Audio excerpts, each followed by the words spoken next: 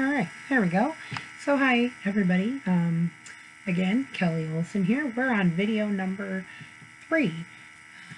This video is gonna be a little bit different in the sense that it's not going to have the PowerPoint so much as it's going to just have me. Because this is a very personal kind of journey that I'm hoping that I'm taking you on. And in the beginning, it really was very humbling for me to be a second-time mother. I felt like I knew what I was doing. I felt like I should be really good at this. And so I was really good at problem solving a lot of the things we were encountering, but I knew that things were not normal. And I just kept telling, people and pediatricians and friends and just everybody, and everyone was very dismissive and writing it off. And so I felt really alone. And there were just so many times that I would express my concerns and be like, no, you don't understand. Yes, kids cry. Yes, the twos are difficult. You don't get it. And people were like, oh, they're just high needs. And for a very long time, that was as close to an answer as I could get, was that she just was extremely high needs. And my pediatrician at the time, it was the 18-month appointment. And man, I don't know what happened at that point in time, but it had reached critical mass for me, where I had called in Jenny Treadway, who does the hearing and vision screenings and the developmental and social emotional screenings, and she came in and confirmed what she was able to pick up on during her eval, and so I knew that it was showing up on paperwork a little bit, but the thing about it is that with this being my job, this is what I do. So as soon as I saw a deficit or an area of struggle, we were focused on getting those skills built up, and we're gonna make this happen. And so I spent all of my time literally focusing on coming up and over the most recent hurdle. And so one of the things that was happening right at that 18-month mark was that she had a very I would say a minor speech delay. She was not hitting the developmental milestones, not quite, but it was I knew that she was right on the cusp. She was so smart, but it just wasn't quite happening. And it was really difficult for me because Amelia was just, the kid talked all the time. I didn't have anything normal to compare it to, because on one end I had Amelia, who was just at 6 months started talking, and it was just paragraphs after that, and I don't think she's stopped yet. She's very much my daughter, and anyone that saw her in my videos could probably relate to that, I'm sure. But then Olivia came along, and I could see how smart she was, and I could see all of these really strong aspects to her personality. And I'm not talking about the crazy time, but there were so many things that she was really, really developed and really good at. But then the speech just wasn't quite happening. And so at the 18-month mark, it was such a small part of the appointment because she ticked all the boxes for doing all the normal things. There were a few red flags, but not enough that it was that it would trigger us to get an autism evaluation. And so I finally, at that point, even though I believed that she was autistic, there wasn't enough reason to test her any further. And so we just kind of had no choice but to accept that she was, quote, high needs, and that was it. And I was like, okay, so my kid's just really high needs. So even in previous trainings, you've probably heard me refer to her that way. or refer to my struggles having a very high needs child.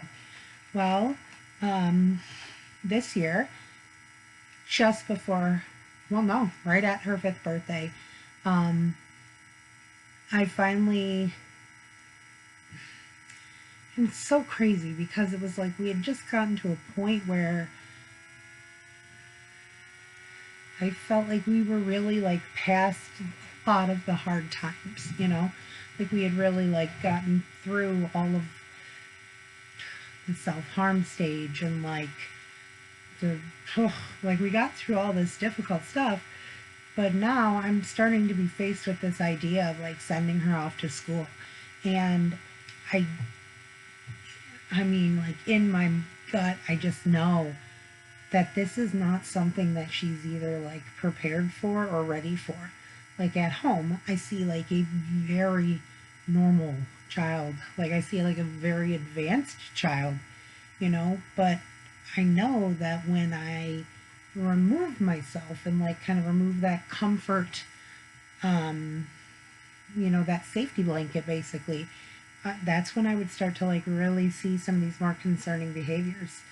Um, and like, especially there was one time that she was younger, like 4. So this would have been within the last year.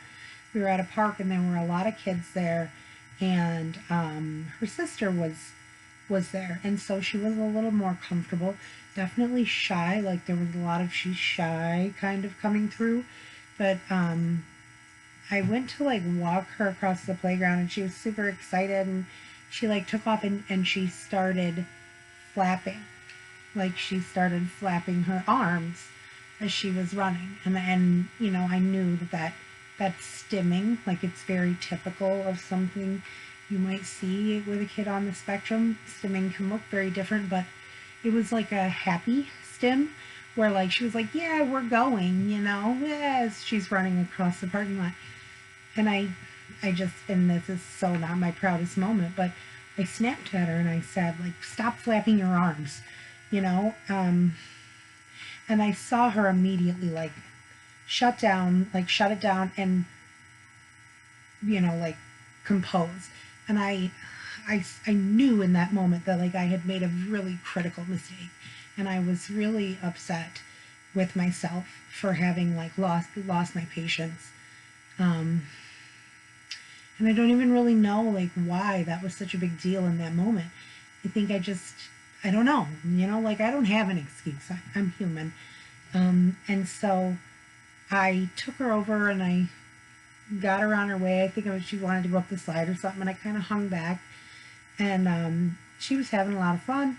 And when I finally like stepped back out of the equation and watched her, I saw her like being very happy, and I could literally see it in her body that she wanted to do that, but she was holding herself because mom told her not to do it, and I saw that and I just died inside because I realized like, what have you done, you monster? Like, oh, and I like, even still just talking about it makes me feel really awful, because this is your child and you're supposed to like love them unconditionally. But I mean, I was embarrassed in that moment, I guess. Maybe that's what it was, that I just didn't want my kid to be flapping her way across the playground.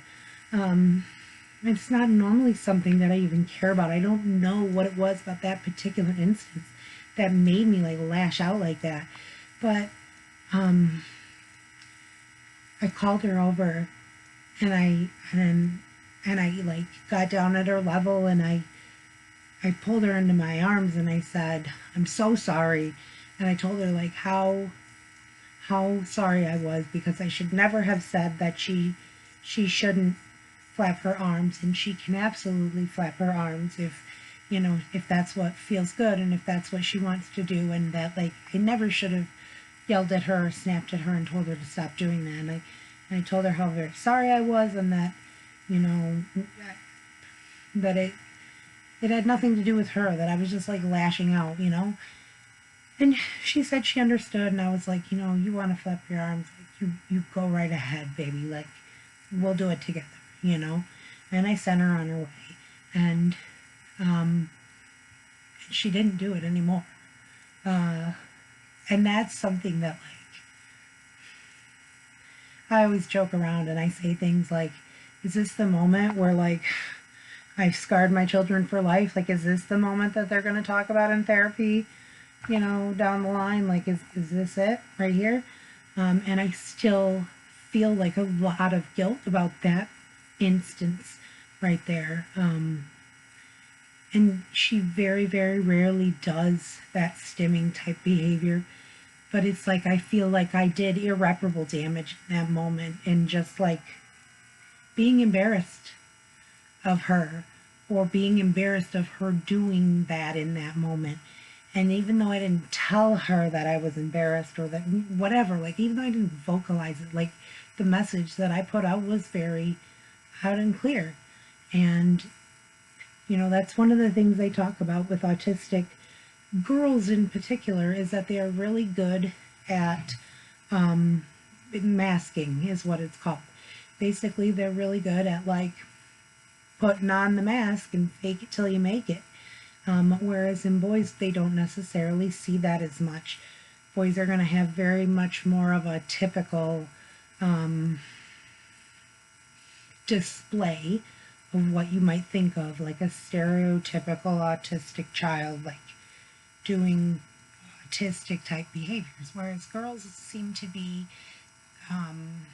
like they don't they don't they're able to kind of control it a little more, I guess, and like keep it hidden. They kind of are better at like fitting in and faking normalcy and faking like everyone else, like what they're doing. Um, so that moment was like something that I never wanted to ever repeat again. And so I try really hard not to. And even though in that moment it's something I feel great shame about, as a parent and as a human, um, it's something that like taught me a huge lesson. Like, you don't have to say it.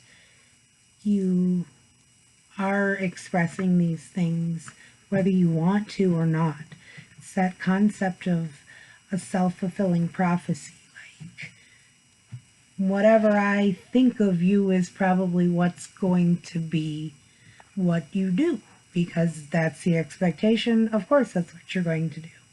Um, and so we kind of, we moved on, we continued, and, now she's 5, and we're getting ready for this like 5-year appointment. And I had spoken to my husband and told him, like, I don't know, I'm really thinking like I want to push to get this autistic diagnosis done. Like, I feel like if we don't send her to school with some kind of diagnosis where we can get like an IEP and we can get additional help, like I can't see her achieving and enjoying school in the same way that her sister does. So this has really been like driven by that fear of like, I am taking, it's her turn to leave the nest, and I don't know what that's going to be like for her. And it hurts and it scares me as a parent, it scares me. And then, one other thing, we ran into this moment where we had some of my daughters, Amelia, her fish. So we had bought her some of those like neon glow fish or whatever. And by the terrible choice. But, she wanted them, and so now I take care of neon glowfish. Yay! But we started to, in the past year, we have had some fish, unfortunately, heading off to the fish afterlife. So when one of Amelia's fish had died, she was very distraught the first time, just like tears. And, we had a big, long conversation about like, in our family, we kind of go with the you'll see him again someday mentality, like they cross the rainbow bridge and they go to heaven, or, that's what works for us. So that's what we do. And Amelia is just like, oh, for like 2 days, this kid is just, whoa, about this fish. And in my head, I'm like, it is a fish. But, on the other hand, I'm like watching my child hurting deeply. And so I realized in this moment, I wasn't really paying attention to Olivia at the time, but then I started noticing she was watching her sister very closely. And she was watching the way that she was handling this situation of grief, of like the loss of a pet. Okay. Now, mind you, we had lost our like family dog a year prior, and that was something that was really difficult for Amelia. But Olivia didn't express a lot of emotion about it at the time, and I just thought, well, she's a little too young to like get it. But now she's 4.5, going on 5. We're seeing sister like really, really broken up about it, and I started to realize that Olivia was now mimicking Amelia's emotions, and I had never seen this before. I'd never seen it with my own child. I guess I never really saw it in other children. But like she was fake crying really well, by the way. She's always been a really good liar. That's a whole nother thing. But I'm watching her like literally mimic almost to a T, like when Amelia would have like a one of those kind of moments. Pardon me. Olivia would mimic it. And I realized what was happening was she was practicing these emotions, and she was practicing expressing them like her sister expresses them. And so I got to see that masking being practiced and developed in that moment. And that was when I knew, like, this is not just a shy child. This is not just, she's a little delayed, she's high needs. Like, I knew that's not something that is something a typical child goes through. I've never seen a child have to practice emotions before, but I saw it in my own daughter. And so I took that moment and I, kind of had to put Amelia on the back burner for a minute. And I turned to Olivia and I told her, it is okay to not cry. Mommy isn't crying. She feels sad, and she is sad that Amelia is sad, but not everybody feels that kind of grief and that kind of pain the same way. Mommy doesn't necessarily cry in these situations. And that's okay. That doesn't mean that I don't miss, the fish. And it doesn't mean that I'm not really sad, but it's okay not to cry. You don't have to feel like you have to fake cry to show that you are sad, or that you're sad that your sister is sad, and that was like a really big moment for us, where I think she got permission to feel things her own way, whatever that felt like for her. So she didn't have to do that mimicking and that masking and that like portrayal of what grief looked like for Amelia. Well, now, she got permission to experience it without having to fake being like what everyone else was doing. And that was like a really just crazy moment for me. And that's when I really decided that I was going to push and like get this diagnosis to happen.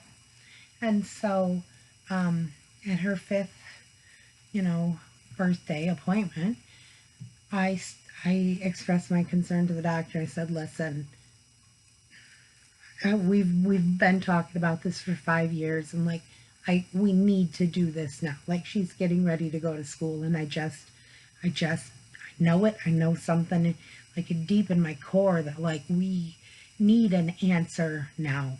And it's not because she isn't functioning at home.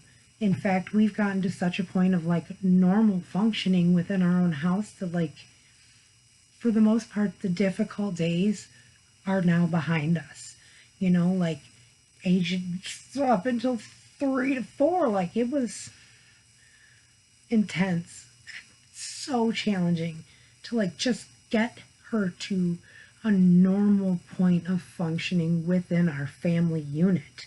Like, we can't have you biting chunks out of your sister. Like, that's gonna have to stop, things like that. And we like actively worked to counteract these problems and overcome them. And I used every strategy under the sun because that's what I had to do. Like, to survive as a family, that's what we had to do. And it was constant. It was constant, day in, day out, every hour, every minute. And it's so exhausting. But we had gotten to such a point of normalcy that, like, I almost didn't think about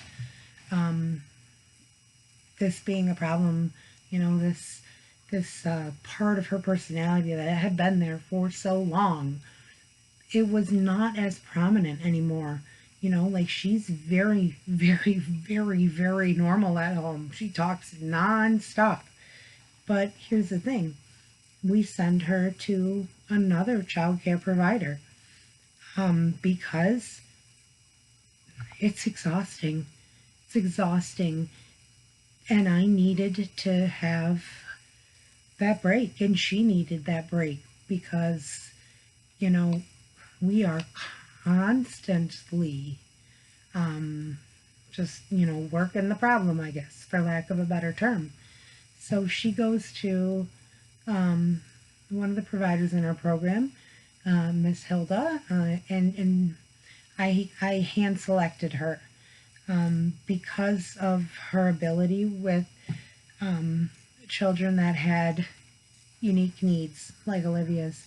I knew she was the one. I saw her 3 years ago at Week of the Young Child, and she had a child that was kind of having a little bit of a meltdown there while we were talking, and she was just like actively, I don't even think she knew that she was doing it. She was like actively like providing sensory input for this child, while she was talking, and he's having a meltdown, and she was like just autopilot comforting this child while still carrying on a conversation with me.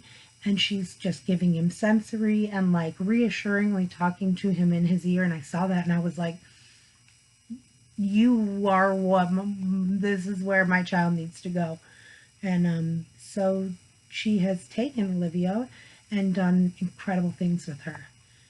And like, part of me didn't realize that what happens at home doesn't necessarily translate to how she functions in society or in public. And I never, like, it just hadn't even occurred to me because I don't ever see this part of her. Because if I am able to see it, that's because I am there. And if I am there, then that safety blanket, that nest of like the mommy nest, right? If I'm there, she doesn't necessarily show these, more reserved behaviors that are a struggle. She is much more confident and willing to take chances, and that's because like we have spent 5 years building this foundation. We have spent 5 years actively focusing on, okay, she has emotional regulation problems. We got to work on that. Okay, now she's got self-harm issues. We got to work on that. Okay, she's got sensory issues. All the sensory. We're going to get all the sensory. We're going to put it. At one time, I must have had 65 sensory buckets. If you attended my training previously regarding sensory play, like that's what we do. Like we're gonna come up with every single possible option to work it and figure it out. And so this is something like we have been for 5 years to get to this point of like normalcy. And so at this appointment with her doctor, I was telling her exactly that. Like, I guess I don't even know what she's really like, because if I am there, like, I've worked really hard to establish this bond of like trust and like and confidence and risk taking, and like just to build up a healthy emotional like resiliency in her. And so she said to me, the thing is like any other, if she was with any other parent that was less focused on this, like she would be a completely different child. And honestly, I believe it, because I was with that completely different child for 5 years. You know, I was there when I wasn't sure how we were going to get through this. Um, I was there every moment of every day, you know, of every meltdown, of every injury, of every self harm action, like just craziness. And so she said, you know, and there were so many tears because it's been 5 years just trying to hold it together, you know, just we don't have time to be upset about this because we got to fix it. We got to figure it out, you know. So like it really hasn't even been something I've emotionally dealt with as a parent. And so when she, the pediatrician, you know, agreed to this test, we literally got her in for her autism screening within 2 weeks. Bam, bam, bam. She cleared a schedule literally to make this happen. And within 2 weeks of her birthday, she was diagnosed officially. And it's just been this whirlwind of like, it happened so fast, you know, just, it was crazy. And so now we're looking at like, I guess I've done my part. And now I have to go, little birdie, you know, like I have to remove myself from the equation because that's the reality of where we're at in her life. Like that's the reality of what comes next. Sorry.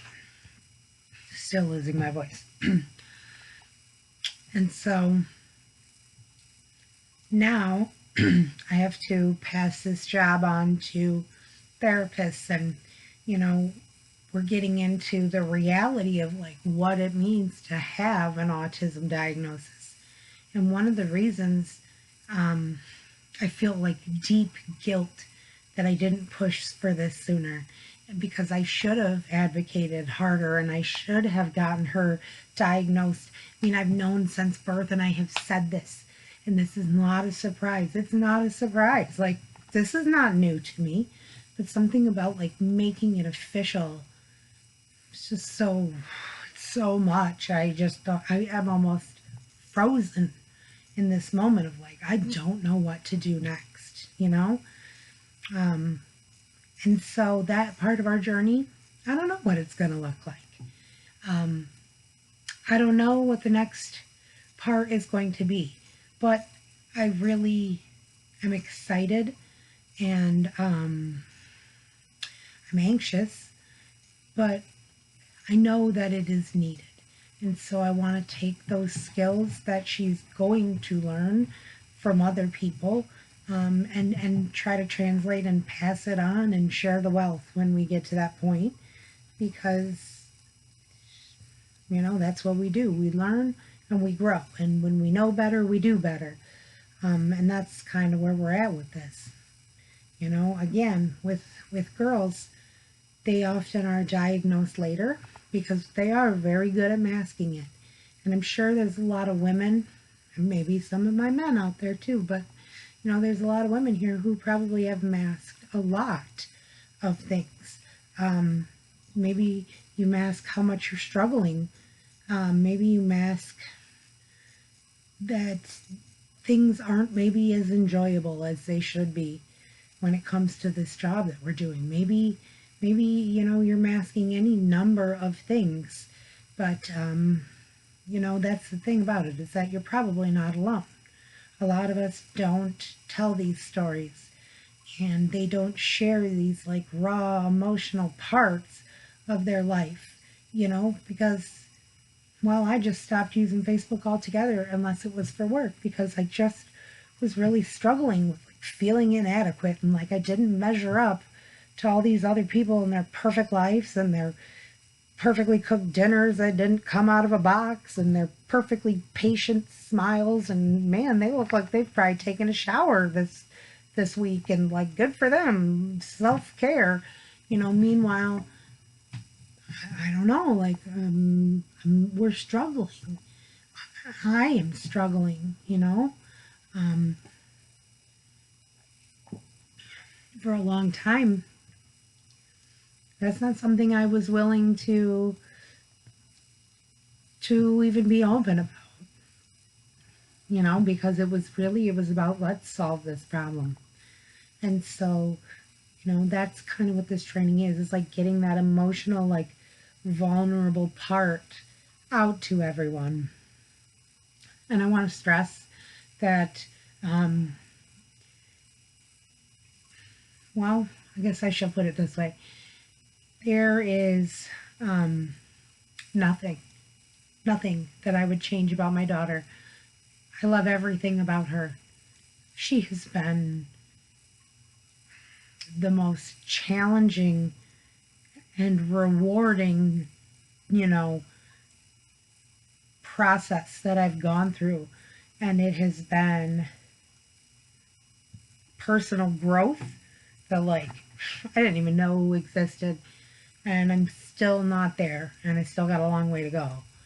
But to be clear, this diagnosis doesn't change anything about my plans, my goals, my beliefs, my faith in her. I know what I've got. I've got a daughter.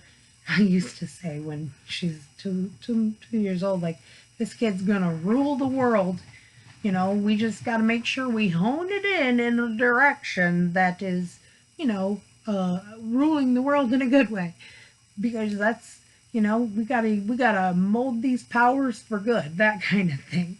A lot of these behaviors that have been so challenging are our strengths when we harness them as strengths. We have to get to the point where we make the most of who we are, no matter what that looks like. We want to be the best version of ourselves. And I tell my children, like, there is nothing you could do that would make me love you less. I might not like you right at this moment. I might not like the behavior you did, but you couldn't make me love you less. I will never stop believing in you as a person. Whatever it is, whatever you become, we want you to be the best possible version of that. And so, while Olivia may be a really, shy, reserved, whatever that looks like, I have no doubt in my mind this kid is going to create, that she's going to be like this artistic, this portion of her is vastly advanced in ways that just you couldn't imagine, where her sister is like extraordinarily intelligent in that school type of way. Like, she is a learner. She is like a ravenous learner and a deep thinker, like crazy existential questions at 8, whereas Olivia creates things that, like, blow your mind. The things that she creates, the detail, how advanced it is, I mean, even this, like, chunk of broken Play-Doh that she created here. You'll have to excuse me. I'm trying to gather them all up. Okay, here he is. Here's my little squid man. Notice he's got little squid leggies. Look at that. I don't even know what's happening on his head, but, like, the detail in this item right here with, like, it's just crazy to me. Okay, and then the fact that, like, he has his own little squid skateboard. We lost one of the wheels here. I'm going to have to... Okay, that's the one thing about Play-Doh. So we got to give that guy a little gluey. Okay, so there's his skateboard. Now he's got a little backpack on. Okay. At 4 years old, my kid creates this kind of stuff, So I know. Like, I have no concerns for her greatness that's going to come in the future. We're all good on that. We just got to keep working the problem, figuring out a solution, handling it to the best of our abilities, admitting when we make a mistake, learning from that mistake, and growing from that.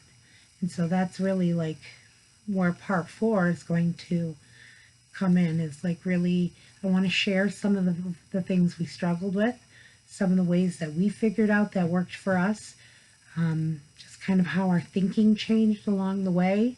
And I really want to share some of those yay, this worked for us moments in life. And with that, I'm excited to show you the new materials. I can't wait to show you how well one of them is already working.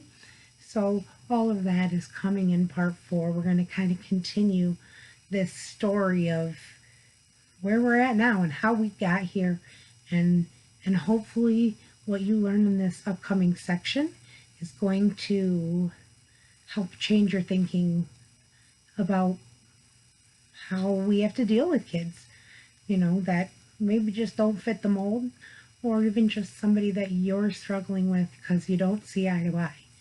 So I really hope that's what the next part brings for you. Take a quick break. When we come back with part 4, we're going to get into some strategies and tricks and tips and all kinds of good stuff. Story time is done for a brief moment. Hopefully, you all appreciated the backstory along the way, and how it's gotten and how it influences what we talk about and learn in the next portion. Okay, I gotta get some water because I'm losing my voice still. So, all right, see you soon.